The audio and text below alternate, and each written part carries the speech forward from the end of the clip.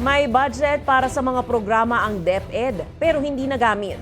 Ito ang naungkat sa budget hearing ng DepEd sa Kamara ngayong araw. Bukod dyan na ibunyag rin na may mga libro at mga kagamitan rin para sa mga guro ang natenggalang sa mga warehouse ng matagal na panahon.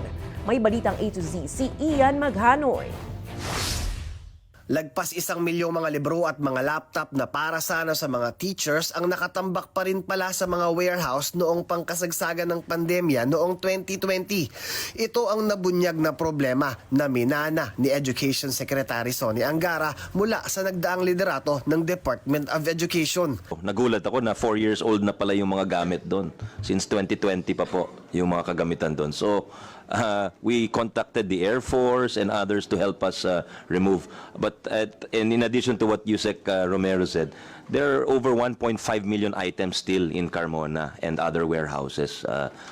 Laptops, books, furniture. Kaya naman dismayado ang ilang mga kongresista sa budget hearing ng DepEd sa Kamara kanina nang maungkat ang ilang pang problema ng ahensya mula sa panunungkulan noon ni VP Sara Duterte.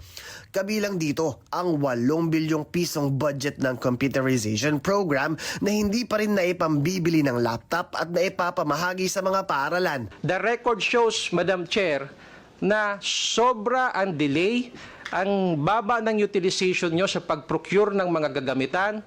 So para saan pa na maglagay ho tayo ng pondo kung hindi po nagagamit sa tama itong pera ng bayan? Ayon sa mga mambabatas, magagamit sana ang programa para sa pag-aaral ng mga estudyante. So ngayong nangungulelat ang Pilipinas sa ranking ng World Education Assessment ng PISA o Program International Student Assessment. Mas mabilis pa po ang pagong mag-deliver, Madam Chair. I'm not referring to you actually, sir, but I'm referring to the whole system and the possible lapses in leadership.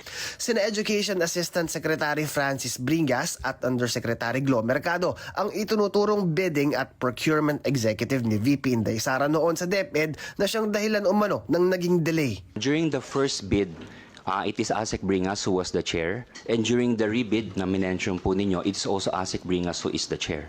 Si Yusek Glo Mercado is no longer connected with DepEd, correct? Opo. Sino po at that time ang pumalit kay Yusek Mercado? Yung pumalit po bilang hope ay si Yusek Mike Poa. Meron pong conspiracy na naganap.